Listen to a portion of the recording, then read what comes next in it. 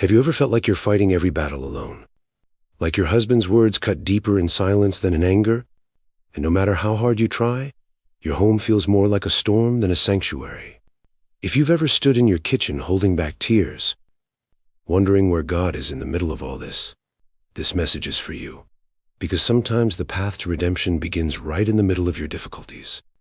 The truth is, God doesn't wait for perfect people or peaceful families. God dwells in imperfect homes. In the doubt, in the exhaustion, even in the moments you whisper under your breath, "I can't do this anymore." You're not alone. Every woman who's ever carried the weight of her family's chaos has felt this ache, the tension between anger and love, despair and faith. But there's a secret few talk about. Holiness doesn't mean living without problems. It means finding stillness, Hesychasm, the middle of them. It means discovering that even your tears can become prayers, and even disobedience can become a doorway to mercy. Before we go deeper into today's message, let me tell you something important. Most people who watch these videos never subscribe, even though these words might be exactly what they need. So if this resonates with your heart, if you believe God speaks even through ordinary struggles, take a second to subscribe now. Don't miss the next message that could bring peace into your home and your soul, because today, we're going to uncover something powerful. What if your family's flaws, your husband's silence, your child's disobedience are not obstacles to grace, but invitations to it? What if the very place that feels most broken is where redemption wants to begin? Stay with me until the end, because once you understand this, you'll never look at your home or your heart the same way again. She woke up before dawn, when the house was still breathing softly in its sleep. The kettle hadn't whistled yet, and even the floorboards seemed hesitant to creak. That fragile silence was where her doubts usually whispered the loudest. Mornings carried both yesterday's regrets and today's fragile hopes. For a woman trying to hold faith and family together, mornings weren't just about coffee and schedules. They were about remembering that redemption starts fresh each sunrise. She had learned, through quiet prayer and stillness, that God dwells in imperfect homes, not in flawless ones. Yet that truth still wrestled with her need to be everything for everyone. As she stood by the window, watching the first blue light spill over the roofs, her thoughts wandered to her family, her husband's distant silence, her son's restless disobedience, her own bursts of anger that always left a trace of contrition. The life of a woman, she thought, is often a tug of war between patience and despair. She recalled the verse, "A soft answer turns away wrath," Proverbs 15:1. But in the middle of the morning storm, when a child refuses to listen and a husband withdraws, that verse can feel like a mountain to climb. Still, she tried. She breathed slowly, repeating a simple prayer she'd made her own. "Lord, have mercy on me." It wasn't fancy, but it steadied her heart. Her coffee cooled untouched, and the day began to crowd her mind. School lunches, laundry, bills, the endless cycle. She wondered if holiness could exist in such ordinary chaos. Maybe redemption wasn't about escaping the mess, but walking through it with open eyes. Maybe prayer didn't have to sound like poetry. Maybe it sounded more like sighs between tasks. When she felt her patience slipping, she reminded herself, "Be still and know that I am God." Psalm 46:10. Being still didn't mean stopping. It meant moving gently, keeping peace alive amid noise and need. Then came the footsteps, the cereal spilling, the small crisis that always seemed to happen at breakfast. Her son shouted about a missing notebook, and her patience cracked for a second. "Why can't he just listen?" she murmured, then bit her lip. Contrition came, quiet and sharp. She cleaned the mess, kissed his forehead, and chose not to scold. Maybe that's what redemption really looks like, choosing love in the middle of irritation, forgiving as quickly as the heart can manage.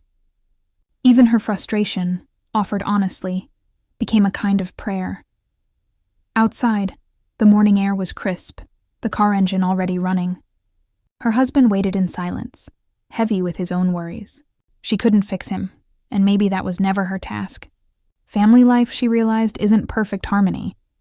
It's learning to breathe together through discord. She tucked her fears into prayer and stepped outside. Life was messy, loud, unpredictable, but so was grace. And as she closed the door behind her, She felt a soft assurance that God still dwelled there, in that imperfect home, waiting to speak in the quiet between her thoughts. The morning rush always felt like a storm brewing in slow motion. She gathered the lunchboxes, zipped the coats, called out names, and prayed no one would forget their shoes this time. It was strange how even the simplest task could stir such hidden tension. Her son was already frowning, dragging his feet, muttering about how unfair everything was. She felt her jaw tighten, anger rising not from malice but exhaustion. This was the quiet battlefield of every mother's heart, the space between love and irritation. "Lord," she whispered under her breath, "teach me patience." She remembered that redemption isn't found in grand moments, but in the tiny pauses where we choose to love instead of shout. The car smelled faintly of coffee and crayons. Her son sat in the back seat, half listening to the music, half lost in his own world. She glanced at him through the mirror and wondered where his thoughts wandered. Was it doubt, boredom, fear? He was a good boy, just inattentive, like a small compass still learning where true north was. The life of a woman, she mused, often means carrying the weight of everyone else's moods while hiding her own. It wasn't fair, but maybe it was sacred in its own way. "Whoever is faithful in little things," she recalled from Luke 16:10, "will be faithful also in much." So she turned off the radio and began to pray silently, not just for peace, but for gentleness in how she spoke to him. Traffic crawled along the gray streets, each red light testing her patience anew. The world outside seemed restless, honking, pushing, rushing, mirroring the same noise inside her mind. This was her daily hesychasm, not in a monastery, but behind a steering wheel. A slow prayer in motion. She found herself repeating the name of Jesus quietly, the rhythm syncing with her breathing. Redemption, she thought, isn't about escaping the noise. It's about finding stillness in it.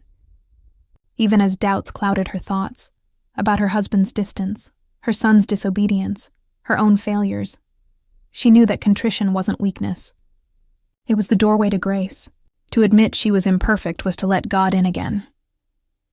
When they reached the school, her son barely said goodbye. He ran toward his friends, laughter replacing the frustration from earlier. Watching him, her heart softened. Maybe that's how God feels, she thought, when we turn back toward joy after being lost in our own storms. She stayed there for a moment, hands resting on the steering wheel, just breathing. The car was quiet now. The world outside moved on. And there, in that quiet, she felt something shift inside her, a reminder that even when her home felt messy, even when her heart felt weary, God still dwelled there, waiting patiently for her to notice. As she drove away, the sunlight cut through the clouds, landing softly on her hands. It was such a small thing, but it felt like a promise. Her life wasn't perfect. Her family wasn't. Her faith wasn't. But grace kept showing up anyway. Every morning, every car ride, every sigh of contrition was another invitation to redemption. Maybe that was the hidden beauty of motherhood. Learning to see God in the interruptions, the delays, the spilled milk, and even the slammed doors. Life, she realized, is a long road to school, full of lessons not just for the children, but for her too. And so, as the engine hummed beneath her and the day stretched ahead, she whispered one more prayer. "Lord, teach me to love the noise." The school's fluorescent lights buzzed faintly above her head as she waited outside the classroom, clutching her purse a little too tight. There was always something unnerving about these meetings, like standing trial for someone else's mistakes. Her son's teacher smiled politely, but her eyes told the truth. The boy had been distracted again, talking too much, drifting away mid-lesson. The words, "He's bright but unfocused," landed like tiny stones on her heart. She nodded, smiling, out of habit, but inside she felt that familiar mix of anger and contrition. "He's just a child," she thought, "but he's mine. And I should have done better." Those thoughts are heavy for any mother, especially one who already carries the daily doubts and difficulties of keeping a family from falling apart. When the teacher started talking about discipline and responsibility, her mind drifted elsewhere. To last night's argument with her husband, to the silence that followed, to the empty chair at breakfast. The life of a woman is strange. She mused, always expected to hold everyone together, yet quietly breaking inside. She thought of redemption. Not the grand, golden kind from sermons, but the kind that unfolds in slow forgiveness. Maybe her son's disobedience wasn't a reflection of failure, but a mirror showing how much love still needed to grow. Maybe this was her lesson, not his. Love is patient, love is kind, Paul had written, 1 Corinthians 13:4. But patience, she realized, wasn't something you had. It was something you practiced every day in the noise and repetition of life. The teacher's voice softened, talking about attention strategies and behavior charts, but she hardly heard. Her mind slipped into a quiet kind of prayer, not spoken, but breathed. This was her Hesychasm again, silence in the middle of noise. She didn't need a monastery. She needed mercy. And mercy, she remembered, is not earned by being right. It's found in admitting we need help. Contrition doesn't humiliate the soul. It opens it. She felt that truth deep in her chest, where the guilt had been sitting moments before. Lord, she whispered inwardly, redeem even this moment. Teach me to see through your eyes. When the meeting ended, she thanked the teacher and promised to work on it at home. But as she walked down the hallway, surrounded by children's drawings and faded bulletin boards, she felt something unexpected. Peace. Maybe it was small, fragile, and fleeting, but it was real. She realized that God dwells even in these imperfect moments, when a mother feels unseen, when a child misbehaves, when life refuses to fit the mold of perfection. Maybe holiness isn't about success, but about how we rise from failure, how we forgive, how we start again when the world says we've fallen short. Outside, the cold air hit her face like a blessing. She looked at the playground, empty now, and thought of her son's laughter. How quickly anger melts when grace enters the room. Every family, she thought, is a classroom too, and God is still teaching us how to love. Redemption isn't a story that ends. It's a lesson that repeats until we learn to see him in the noise, the mess, the misunderstandings. She smiled faintly, unlocked her car, and sat for a moment before starting the engine. There, in that quiet pause between duty and prayer, she found a stillness that felt like home. By noon, the house felt heavier than it had in the morning. Sunlight came through the kitchen window, soft and golden, catching the dust in midair. Lunch wasn't fancy, just leftovers and a quiet table, but it carried its own kind of weight. She set the plates, one for herself, one waiting for her husband, though she knew he wouldn't be home. There was a strange kind of ache in that gesture, the daily ritual of someone still hoping. The clatter of the fork against the plate echoed in the silence. The life of a woman, she thought, often unfolds in small acts no one notices. Feeding, forgiving, beginning again. And perhaps that's where redemption truly hides, not in miracles, but in the courage to stay kind when no one's watching. Her son burst through the door not long after, backpack slung halfway off, shoes muddy, cheeks flushed from the cold. "How was school?" she asked, trying to sound light, but her voice cracked just a little. "Fine," he muttered, already grabbing a sandwich. She wanted to say more, to ask, to guide, maybe even to scold, but something inside her said, "Not now." Instead, she took a breath, letting the moment settle. Hesychasm, she remembered, isn't about silence outside. It's about silence within. The table felt sacred for a brief moment, crumbs, mismatched plates, and all. God dwells in imperfect homes, she thought again. Maybe he's closer to this table than to any altar made of gold. As they ate, the conversation flickered like candlelight. Small. Bursts of laughter. A question about homework.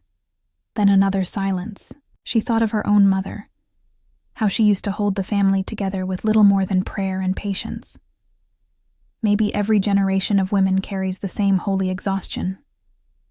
Contrition came to her quietly when she realized how often she'd expected too much from a child still learning how to be gentle with the world.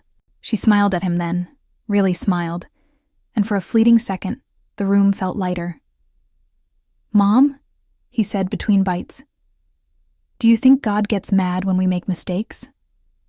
She paused. "I think he just waits for us to notice he's still here," she answered. And that seemed to be enough for both of them. After lunch, she washed the dishes slowly, the rhythm almost meditative. The warm water on her hands reminded her of renewal, of small baptisms that happen every day. The sink became her quiet altar. Every plate she scrubbed was an offering, every sigh a prayer. The doubts and difficulties that had followed her since morning began to soften around the edges.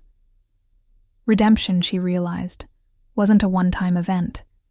It was a daily meal, shared in small pieces. She whispered a prayer of gratitude, not because everything was easy, but because she could still see beauty in the ordinary. When she finished, the house was still.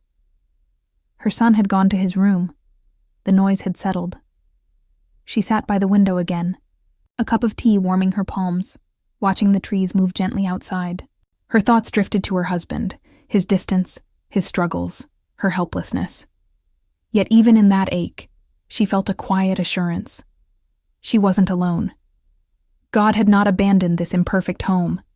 He was here, in the quiet clinking of dishes, in her son's laughter, in the ache that somehow still carried hope. And as she sat there, the day half gone, she found peace. Not because life was easy, but because grace had chosen to stay. The afternoon light filtered through the curtains in golden streaks, soft but unsteady, like her own heart. She sat on the couch, half listening to the hum of the washing machine, half lost in her thoughts. The house smelled faintly of soap and comfort, yet something inside her still ached. It had been one of those long, quiet days when doubts echo louder than words. When her husband finally came home, the silence between them spoke before either could. "Rough day?" he asked, not quite looking at her. She nodded. The life of a woman, she thought, is often measured in the pauses, those moments when you decide whether to speak or to forgive. And forgiveness, like Hesychasm, begins not with sound but with stillness. He sat across from her, shoulders heavy, eyes tired. For a moment, she saw not the man who'd frustrated her that morning, but a weary soul fighting his own unseen difficulties. Marriage, she realized, is a dance between two imperfect hearts, learning how to move to the rhythm of grace. Redemption doesn't come when both get it right. It comes when one chooses love even when the other falters. "I talked to his teacher today," she began, voice trembling. "Our son's been distracted again." Her husband sighed, guilt flashing across his face. "I know," he said softly. "He's just like me, I guess." That admission cracked something open between them. Something small but holy. Contrition, she thought, has a way of making the air feel lighter. For a while they just sat there, side by side, saying nothing. The clock ticked gently on the wall, keeping time with her heartbeat. She wanted to reach for his hand but hesitated. How strange that love, after all these years, could still feel fragile. "Do you think we're failing him?" she asked finally. Her voice broke, and she felt the old anger return. Anger not at him, but at herself. At her inability to fix what she didn't understand. "No," he said after a long pause. "I think we're just learning." Those words, simple, unadorned, fell like grace into the room. God dwells in imperfect homes, she remembered. Maybe he smiles most when we stumble, but keep trying to walk together. Their son's laughter echoed faintly from the other room, snapping the tension. She smiled despite herself. Children have a strange way of redeeming the day without even knowing it. The sound reminded her that love, at its core, is resurrection. It keeps coming back, even after being buried by anger, by despair, by misunderstanding. "You know," she said quietly, "I think God teaches us through him." Her husband looked up, curious. "How so?" She smiled, eyes warm. "Because every time we lose patience, he gives us another chance to learn it." They both laughed then. Not the easy kind, but the healing kind. The kind that turns regret into renewal. As the sun began to fade, painting the walls in amber light, she felt something she hadn't felt in a while. Peace. Not the loud, triumphant kind, but the quiet one that comes after contrition, the kind that whispers, "It's okay to begin again." Her husband reached for her hand this time, and she let him. No speeches, no grand resolutions, just two souls resting in the stillness between forgiveness and hope. The day had been long, messy, imperfect. But so was grace. And as they sat together, surrounded by laughter, silence, and the hum of ordinary life, she felt a truth settle deep inside her. Redemption doesn't erase the difficulties. It transforms them into light. When the evening finally settled, the house grew quiet in that peculiar way it only does after a long day. The dishes were done, the homework finished, and the television hummed faintly in another room. She sat by the window, wrapped in a shawl, staring at the small glow of the streetlight outside. The world had slowed, and for the first time that day, she felt she could breathe. This was her moment of hesychasm, not the kind written about in holy books, but the kind that rises from the ordinary, a mother's sigh after the noise fades, a heart whispering prayers it doesn't have words for. God dwells in imperfect homes, she thought again, and perhaps that's why he feels so close now, when everything is finally still. Her mind replayed the day, the doubts, the difficulties, the flashes of anger that gave way to contrition. She saw her son's tired eyes, her husband's quiet remorse, and her own fragile patience stretched thin and yet somehow intact. Redemption, she realized, doesn't always look like victory. Sometimes it looks like getting through a single day without letting despair win. The life of a woman is full of unseen battles, small crucifixions of self that no one applauds, and yet these hidden sacrifices build the soul in ways comfort never could. Blessed are those who mourn, she remembered from Matthew 5:4, for they shall be comforted. That promise didn't erase the pain, it gave it meaning. She leaned back in the chair and closed her eyes. Silence wasn't empty anymore. It was full of memory, full of mercy. The rhythm of her breath became a quiet prayer. Lord, have mercy. Teach me to see you in all this. In that stillness, she saw the day differently, not as a list of failures, but as a series of invitations. Every frustration had carried a hidden lesson. Every doubt had been a doorway. Every act of contrition had made room for grace to return. Her heart softened, no longer begging God to change her circumstances, but to change her within them. Maybe that was the heart of redemption, to find peace not after the storm, but inside it. A soft sound came from her son's room, something between a laugh and a sigh, and she smiled. He was probably talking to himself again, lost in some dream. Children, she thought, have an unshakable faith that tomorrow will come. Maybe that's what she had lost along the way, that childlike trust. Unless you become like little children, Matthew 18:3 echoed quietly in her thoughts. It wasn't about naivety, it was about surrender. Maybe faith isn't understanding everything. Maybe it's resting in the mystery of God's love when everything still feels uncertain. Even in the quiet ache of motherhood, she could sense that divine patience, waiting, teaching, transforming. The clock ticked softly. Outside, the night deepened, wrapping the world in its calm. She felt neither triumphant nor defeated, just human, deeply and beautifully human. And maybe that was enough. Her heart whispered one last prayer before she rose to turn off the lights. Thank you for this home, imperfect as it is. Thank you for this day, messy as it was, and thank you for dwelling here, with us. In that moment, surrounded by silence, she felt what she had been seeking all along. Not escape, but peace. Not perfection, but presence. And as she walked down the dark hallway toward her family, she knew redemption was already here, quietly shining through the cracks.